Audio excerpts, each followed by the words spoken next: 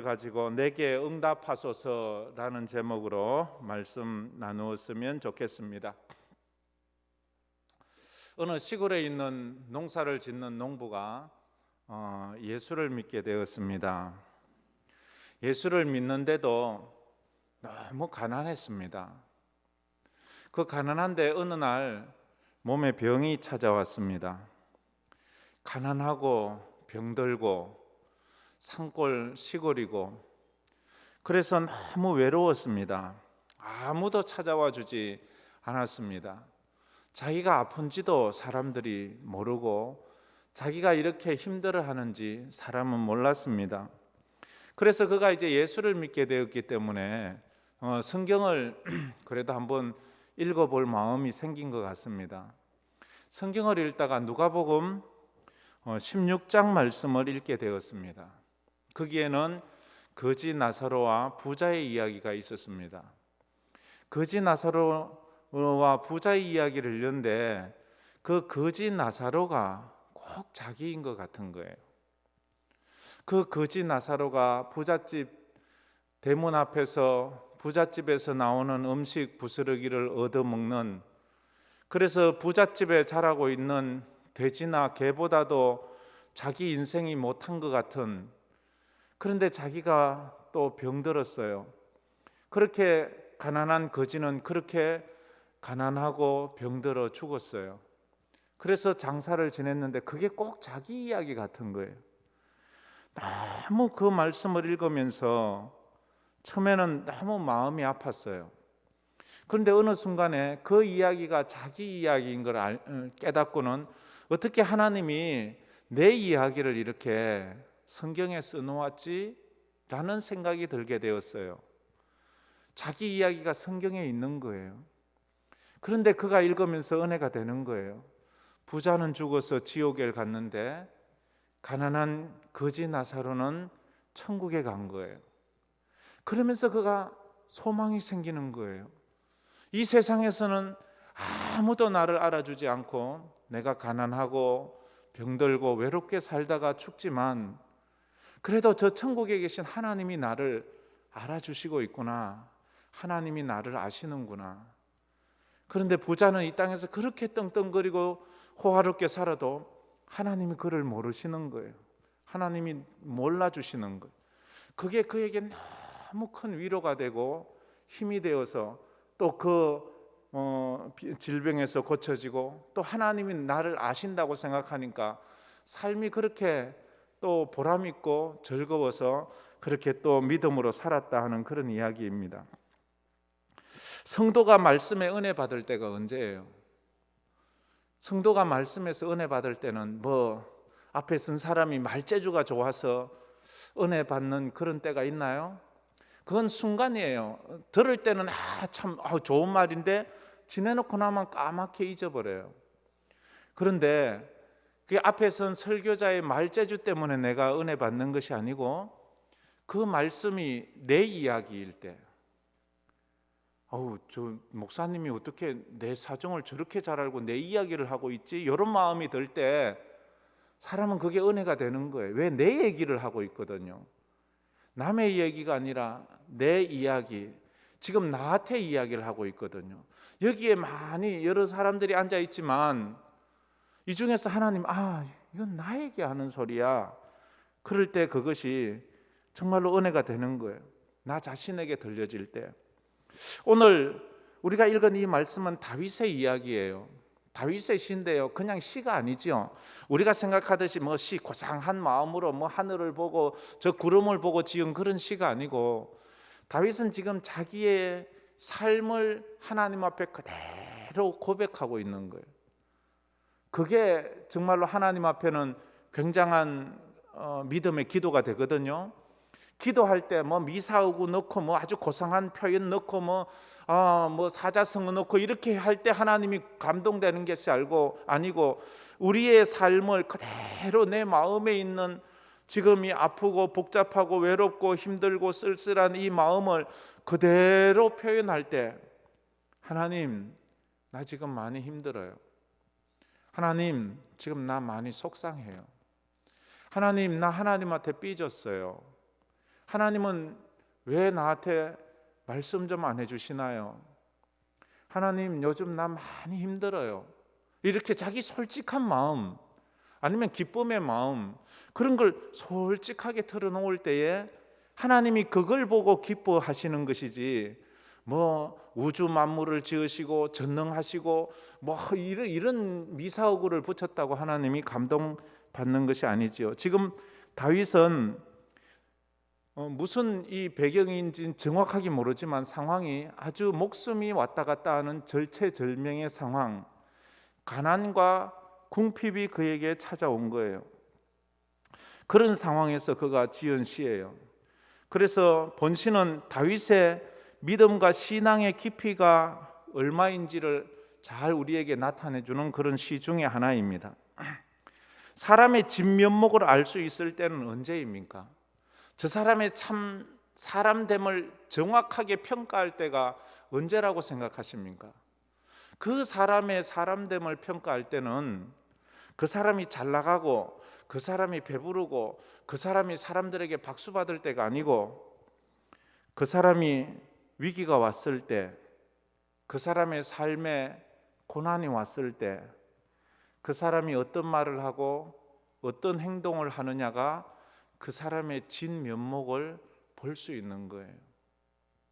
그때 하는 그 말이 그 사람의 본심이에요. 그때 하는 행동이 그 사람의 본래의 인격이에요. 잘 나가고 편하고 뭐 인정받을 때는 뭐 멋있는 말 할 수 있잖아요. 고상한 말 할 수 있어요. 남들에게 듣기 좋은 말 할 수 있어요. 근데 내가 지금 죽음의 위기가 찾아온다든지 인생이 완전히 끝나는 그런 부분에 왔을 때도 사람이 고상하게 말하기가 쉽지 않아요. 막 입에서 막 10원짜리가 나가고 막 입에서 막 상시옷이 나가고 막 이럴 수가 있잖아요. 그 사람의 본 모습이에요. 그 사람의 신앙을 가장 분명하게 확인할 수 있는 순간은 무엇보다도요, 죽음을 앞둔 순간이에요. 사업을 망했을 때도 그렇지만, 인생이 무너졌을 때도 그렇지만, 마지막 이제 모든 인생이 끝나고 이제 내가 하나님 앞에서 목숨을 내어놓아야 될 그때에 우리의 본 모습을 볼 수 있어요. 그때도 주님을 의지하고 주님을 바라보며 주님께 기도하는 서대반 집사님 같은 분이 있는가 하면, 그 순간에 내가 죽는 것을 억울해하고 내가 죽는 것을 속상해하면서 하나님을 원망하고 그렇게 할 수 없어요. 그것이 십자가 예수님 못 박힐 때의 양쪽에 있는 사람의 모습이지요. 죽음을 앞두고 한쪽 사람은 믿음을 붙잡고 한쪽 사람은 저주와 원망을 붙잡고 살아요. 우리가 하나님 앞에 어떤 모습으로 서느냐, 그것이 바로 내 모습이다 하는 거예요. 진정한 친구는 언제 알 수 있나요? 잘 나갈 때 술 먹고 뭔가 이렇게 인생이 멋있을 때 그렇습니까? 아니잖아요. 내가 인생을 살면서 참 힘들고 어려울 때 진짜 내 친구는 나와 함께 해주고 나를 위로해주고 나를 세워주는 거예요. 그렇지 않은 친구는 내가 실패하고 내 인생이 무너졌을 때 나를 아는 척도 안 할 거예요. 당신 누구요? 당신 내 알아요? 이렇게 나갈 수 있지요. 다윗은 지금 위기의 순간에 있습니다. 다윗의 이 위기의 순간에 그는 하나님을 원망하지 않습니다. 하나님 앞에 불평하지 않습니다. 그러나 다윗의 인생을 보면, 그 세상 친구들을 보면 두 종류가 있잖아요. 다윗이 힘들고 어려울 때 다윗을 저주하고 다윗을 고발하고 다윗을 비난하고 다윗을 떠나는 사람이 많았어요. 시므이 같은 사람. 시므이 같은 사람은 다윗이 급하게 도망가는데 뒤에서 따라오면서 다윗을 욕하고 다윗을 저주하면서 따라오면서 그렇게 말해요. 그러자 다윗의 부하가, 왕이여, 내가 저놈 가서 죽여버릴까요? 그러자 다윗이 하는 말이, 아니다. 자, 하나님이 시켜서 하는데 놔둬라. 장차 하나님이 하실 거야. 결국 훗날 시므이는 처참하게 죽습니다. 그런가 하면 다윗이 힘들고 어려울 때 베들레헴을 점령해 있던 블레셋하고 전투할 때 다윗이 혼잣말로 말했어요. 블레셋은 다윗의 고향이잖아요. 저 내 고향 베들레헴이죠. 베들레헴에 가서 베들레헴 우물물을 마셨으면 좋겠다. 누가 내게 베들레헴 우물물을 좀 가져다 주겠냐? 혼자 말했어요. 누구 들으라고 말한 거 아니에요. 그런데 그것을 옆에 있던 부하들이 들었어요. 두 부하가 그날 밤에 목숨 걸고 적진에 가요. 그때 블레셋이 그 베들레헴을 점령하고 있었기 때문에 가서 그 우물에서 물을 길러와요. 왕이여, 당신이 마시고 싶다는 베들레헴 우물물입니다. 그 말을 듣고 다윗이 충격을 받아요. 울면서 하나님, 이 물은 물이 아니고 저들의 피입니다. 저들이 목숨 걸고 가서 퍼온 겁니다. 이건 내 마실 수 없습니다 하면서 그 물을 하나님께 부어드려요. 다윗에게는 이런 사람이 있어요. 떠나고 저주하는 사람이 있는가 하면 그를 위해서 목숨을 바치는 사람이 있어요. 우리 인생에도, 아마 여러분 인생에도 이런 친구들이 있을 거예요. 내가 힘들고 어려울 때 전화 한 통 하면 아무리 급하더라도 내게 쫓아와서 나와 함께 식사해 줄 그런 친구가 있나요? 아니면 여러분들이 힘들고 어려워졌고 삶이 무너졌다고 할 때에 그때는 그래 친하던 사람들이 아이고 꽃이다, 아이고 뭐 이렇게 내가 안 되는 걸 즐겨하나요? 인간의 본능은 죄성을 가지고 있기 때문에 남이 잘못될 때 그걸 아파하고 같이 힘들어하기보다는 은근히 그걸 즐기는 그런 마음들이 있습니다. 남이 본의 아니게 실수했을 때 그 실수를 안타까워해주고 그 실수를 실수로 인정해주는 사람은 그래 많지 않아요. 실수인 것을 뻔히 알면서도 그 실수가 아닌 의도적인 것이고 저의 능력이라고 저를 도리어 막 몰아세울 때도 참 많아요. 이게 정치권에서 하는 행동이잖아요. 이런 못난 모습이 정말로 어쩌면 정치하는 사람들의 그 모습인 것 같아요. 사람이 살다 보면 다 어떻게 잘 하나요? 하다 보면 실수도 있고 하다 보면 내가 의도하지 않게 또 잘못된 결과를 가지고 올 수도 있거든요. 그런데 우리가 친구라면 그런 것들을 마음 아파해주고 보다듬어 주어야 합니다. 지금 다윗의 신앙이 빛나는 때는 고난의 때였습니다. 그가 점점 하나님께 가까이 가는 거죠. 그리스도인은 인생의 가난과 고난의 때에 하나님께 기도해야 하는 기도하는 사람입니다. 사람은 누구나 다 위기가 옵니다. 그 위기의 때에 저와 여러분이 다윗을 닮아가는 은혜가 있기를 축복합니다. 이것은 훈련해야 돼요. 그리고 하나님에게 그렇게 믿음의 은혜를 받아야 돼요. 그래서 다윗은 내가 사망의 음침한 골짜기로 다닐지라도 하나님을 원망하지 않고 해를 두려워하지 않을 것은 주께서 나와 함께 하심이라. 주의 지팡이와 막대기가 나를 안위하시나이다. 이렇게 말을 했어요. 진주가 아름다운 것은 그 진주가 고난을 품고 있기 때문입니다. 고난을 통해서 더 빛나는 사람이 있는가 하면 고난을 통해서 그 인생이 완전히 무너지는 사람이 있어요. 고난이라고 다 무너지는 거 아니에요. 그 고난이 그의 인생을 더 빛나게 하는 인생이 있어요. 참 남의 말 하기 쉽지 않지만 참 놀라는 것은 어떤 분 불의의 사고로 얼마 전에도 보니까 어릴 때 이렇게 냇가에서 이 폭탄을 잘못 만져서 터져서 그냥 팔 다리가 없는 그 사람도 우리 얼마나 열심히 사는지요. 도리어 사지 멀쩡한 사람보다도 더 열심히 살고 더 행복하게 살고 더 기쁘게 사는 것을 볼 때에 아니 나는 저 사람보다 분명히 내가 더 행복해야 되는데 저 사람보다 행복하지 못한 나의 모습을 보면서 좀 부끄러웠습니다. 진주는 그 조개 안에 상처가 생기면서 시작하잖아요. 만들어지잖아요. 모래나 이물질이 조개 속에 들어오면 그 이물질이 조개 살을 파먹어 들어올 때에 그걸 체액을 내서 그걸 계속 안 아프게 품으면서 그렇게 진주를 만들어 가잖아요.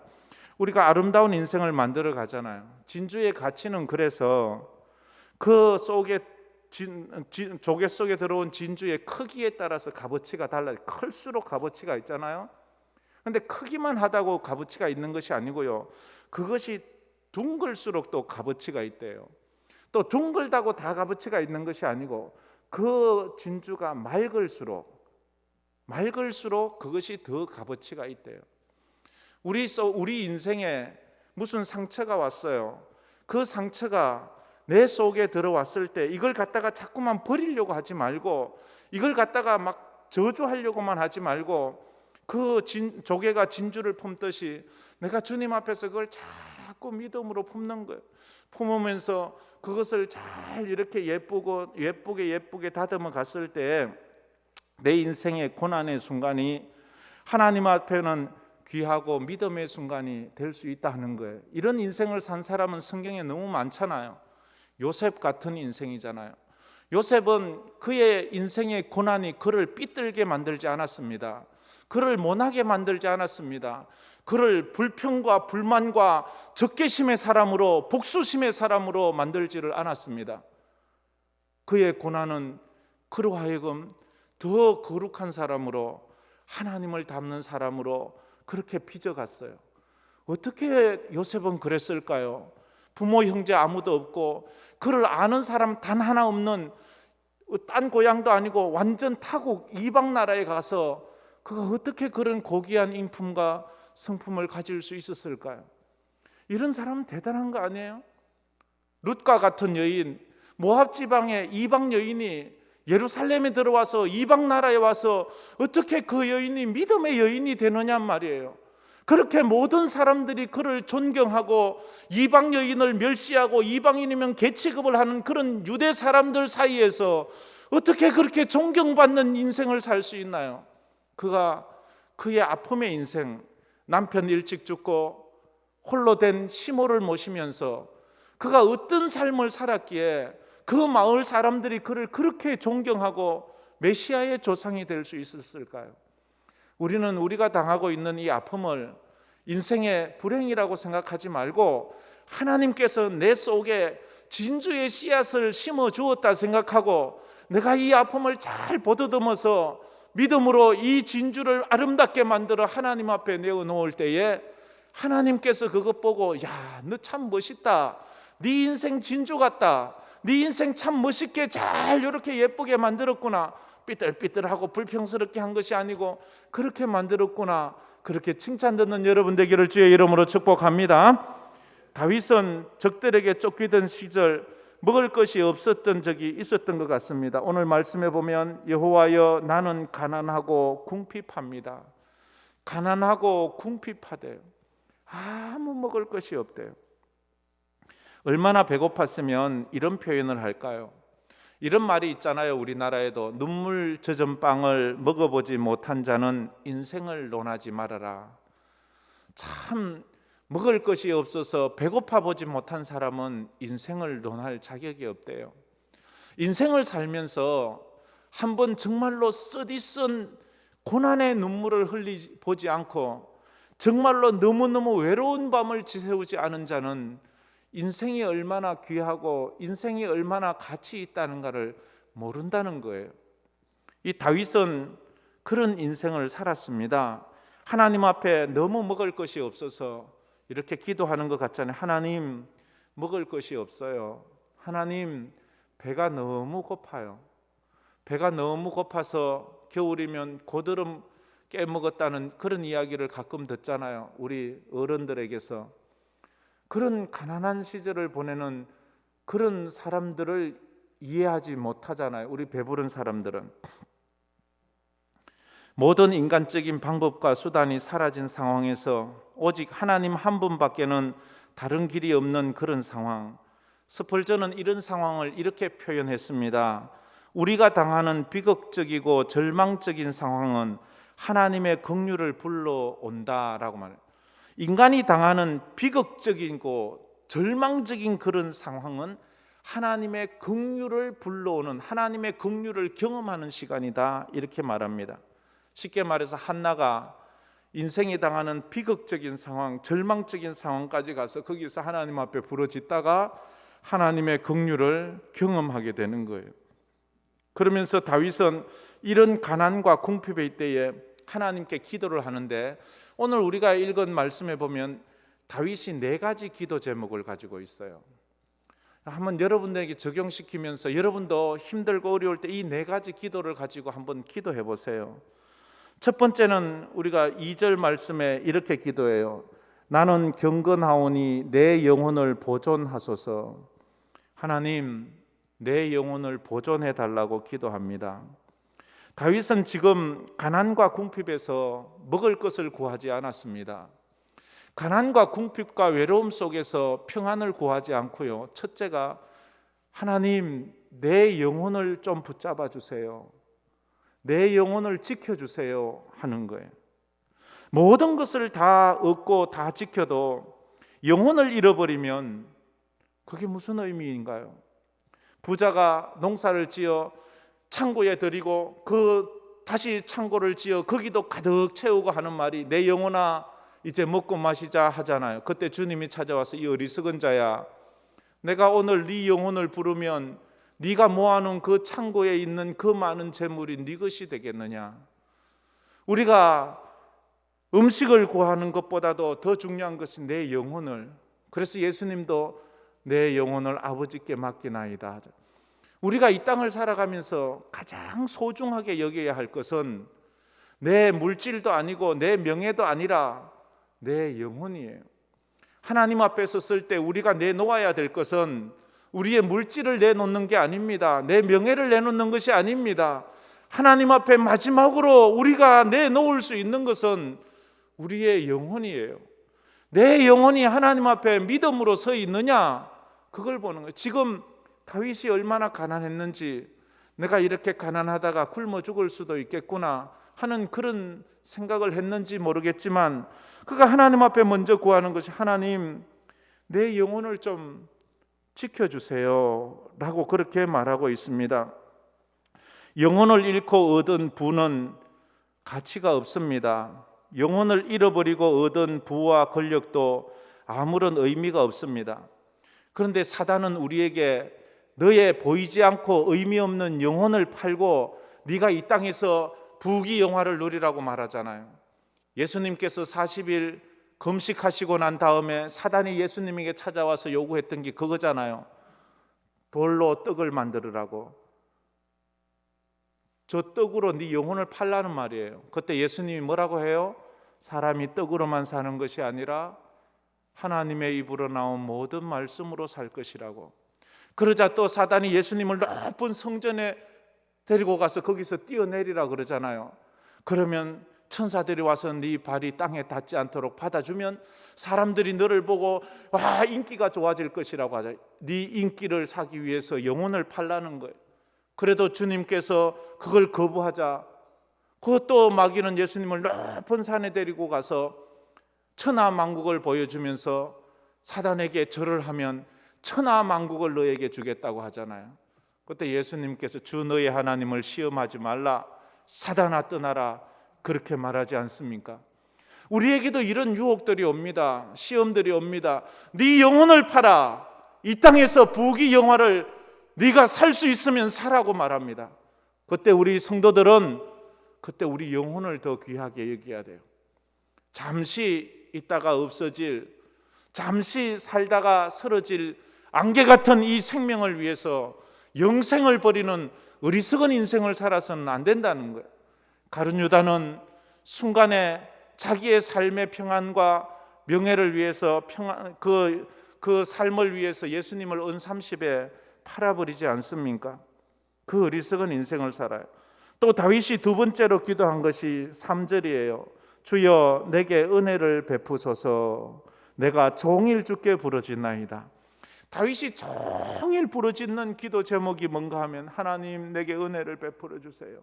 하나님 내게 은혜를 베풀어 주세요. 하나님 내게 은혜를. 종일 우리가 하나님 앞에 멋있는 말을 하고 뭐 많은 말을 한다고 좋은 게 아니고 단순한 말을 해도 내 마음의 이야기를 하나님 앞에 할 때 그게 귀한 거거든요. 다윗은 알았습니다. 사람이 가난해서 망하는 것이 아니라 은혜가 없어서 망한다는 것을. 사람이 몸이 약해서 믿음 생활 못하는 것이 아니고 은혜가 없어서 믿음 생활 못하는 것이라는 것을. 사람이 힘들고 가난해서 말씀대로 못 사는 것이 아니고 은혜가 없어서 말씀대로 살지 못한다는 것을. 사람이 직장이 없어서 주의 사명 감당하지 못하는 것이 아니고 은혜가 없어서 사명 감당하지 못하는 것이라는 것을 우리가 압니다. 다윗은 지금 자기가 가난하고 궁핍하고 힘들고 지치지만 알아요. 이 가난 때문에 내가 하나님 앞에 믿음으로 못 사는 것이 아니고 내게 은혜가 없어서 그렇다. 내게 은혜가 코로나19 때문에 우리가 하나님 온전히 예배하지 못하는 것이 아니고 우리가 은혜를 받지 못해서 그렇다는 거예요. 그래서 다윗은 종일 부르짖는다고 말하잖아요. 주여 내게 은혜를 베풀어 주세요. 내게 은혜를 베풀어 주세요. 은혜를 구하는 여러분 되기를 축복합니다. 그래, 우리 3절 말씀은 다 같이 한번 읽어보도록 하겠습니다. 주여 내게 은혜를 베푸소서. 내가 종일 주께 부르짖나이다. 아멘. 그렇게 말했습니다. 은혜 달라고. 이 은혜라는 말이 뭐예요?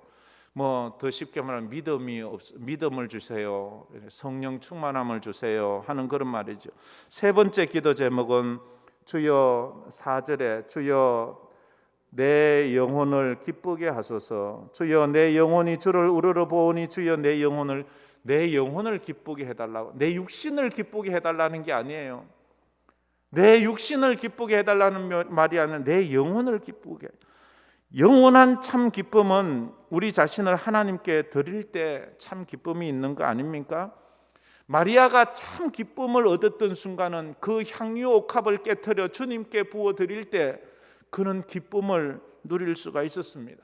스데반 집사가 진정 기쁨을 누릴 때는 그가 주를 위해서 그의 생명을 드릴 때, 마지막 그가 돌에 맞아 순교할 때 그가 그의 얼굴이 천사의 얼굴처럼 환해진 것은 그가 그의 목숨을 드리면서 하나님 보좌 우편에 서 계신 예수님을 보았기 때문이에요. 우리가 이 땅을 살아가면서 참 기쁨은 언제 누릴 수 있겠습니까? 로또 맞았을 때 우리는 그럴 것 같아요. 그러나 성경은 그리 하지 않습니다. 진정한 예배를 드린 자만이 예배의 기쁨을 알 수가 있습니다. 오늘도 우리가 온전히 하나님 앞에 부르짖어 기도하고 나가면 기도한 자만이 누리는 그 기쁨, 그 뿌듯함, 그 감격, 몸은 지금 좀 피곤해도 우리가 하나님 앞에 얻은 그 기쁨을 우리가 노래할 수 있거든요.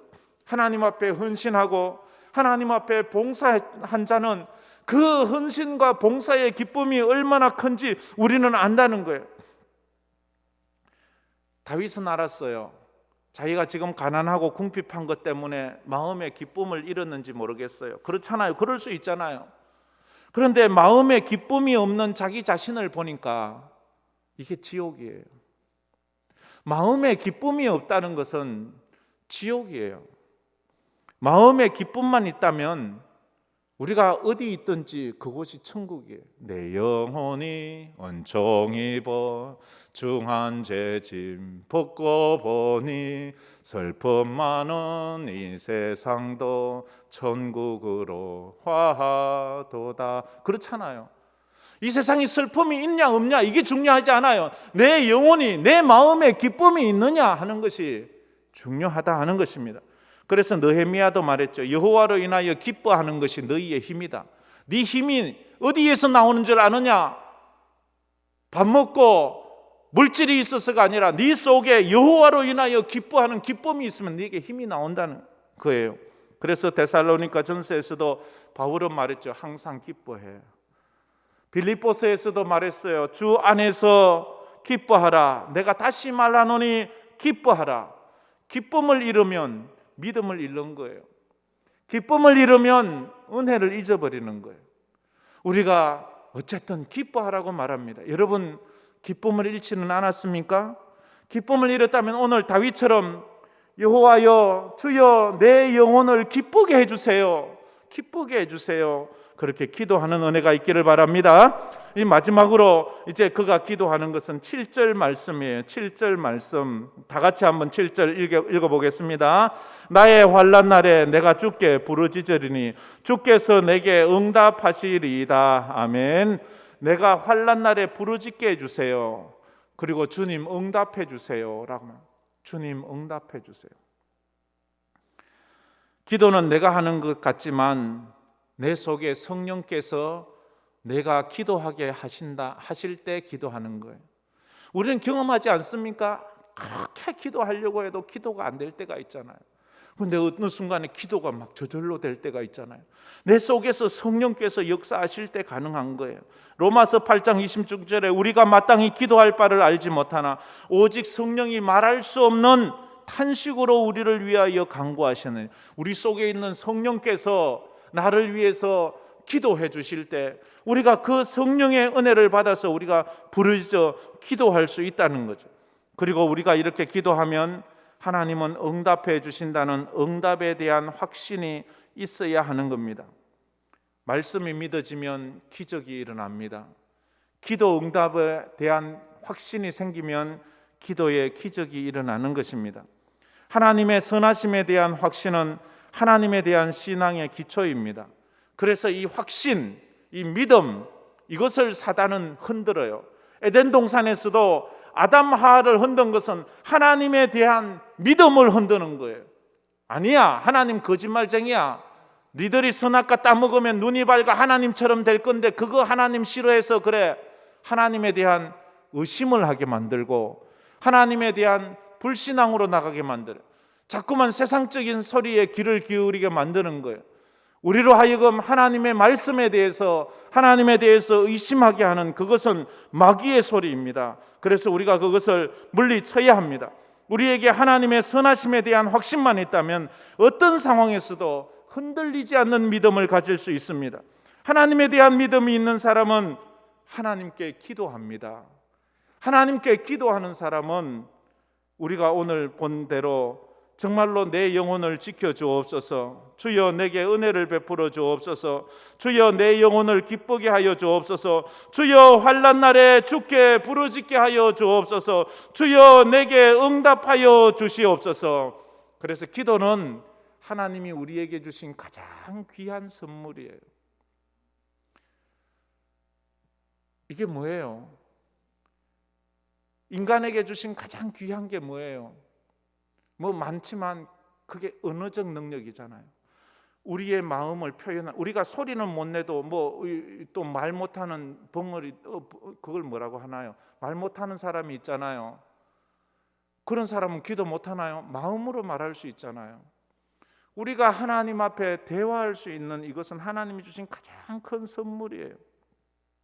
이것이 선물임을 모르는 사람은 참 불행한 사람이에요. 오늘 우리가 주님 앞에 나아가 다윗처럼 인생의 가난과 궁핍에서 기도해서 하나님의 은혜를 누리는 그 은혜가 있기를 주의 이름으로 축복합니다. 우리 이 찬양 한번 오랜만에 해봤으면 좋겠어요. 하나님 한 번도 나를 실망시킨 적 없으시고 언제나 공평과 은혜로, 우리 찬양